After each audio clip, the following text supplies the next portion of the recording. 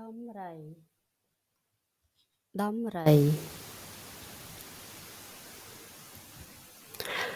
ដំរីមានខ្លួនធំជាងមនុស្សយើង ដំរី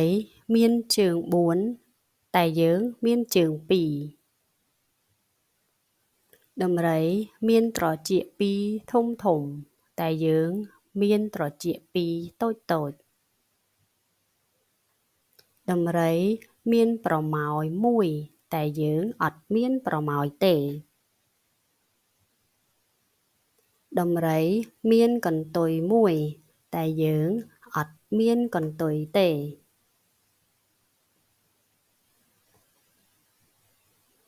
ដំរីចេះកើតទុក្ខ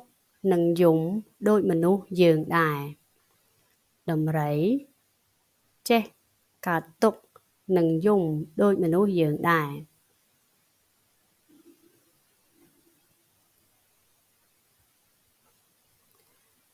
យើងចង់សប្បាយរីករាយ ដំរីក៏ចង់សប្បាយរីករាយដែរ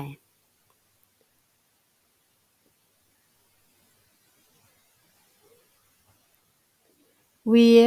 ចេះស្រែកឮខ្លាំងៗនៅពេលវារីករាយ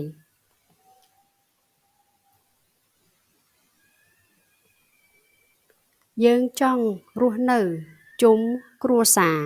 ដំរីក៏ចង់រស់នៅជុំគ្រួសារដែរ មនុស្សយើងចង់រស់ ដំរីក៏ចង់រស់ដែរ ដូច្នេះយើងត្រូវចេះថែរក្សាអាយុជីវិតដំរីឲ្យដូចមនុស្សយើងដែរ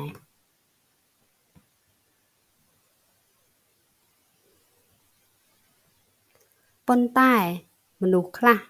បានសម្លាប់សត្វដំរី ដើម្បី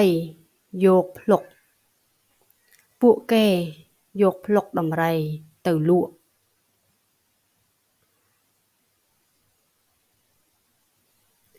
គេប្រើដំរីខ្លះឲ្យធ្វើការហួសកម្លាំង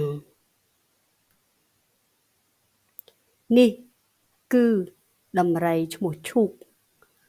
ឈូកពិការជើងម្ខាង ព្រោះជាប់អន្ទាក់របស់ព្រានព្រៃ ឈូកគឺជាសត្វដំរីទី 1 នៅប្រទេសកម្ពុជា ដែលមានជើងសិប្បនិម្មិត សព្វថ្ងៃ ឈូកកំពុងរស់នៅ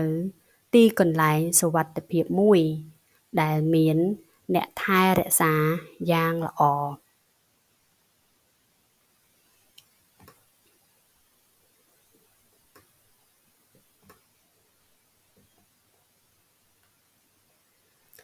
ឈូកកំពុងរស់នៅ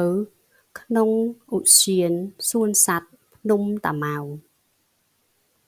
ទីនេះជាកន្លែងជួយសង្គ្រោះនិងថែទាំសត្វដំរី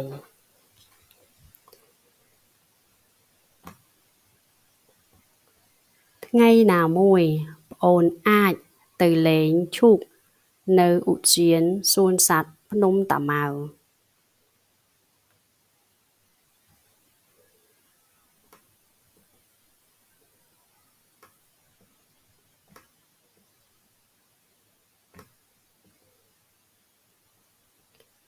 យើងគួរមានចិត្តល្អចំពោះសត្វដំរី ពីព្រោះពួកគេក៏ដូចពួកយើងដែរ សូមកុំបំផ្លាញអាយុជីវិតរបស់ដំរី សូមកុំធ្វើឲ្យដំរីមានរបួស ឬពិការ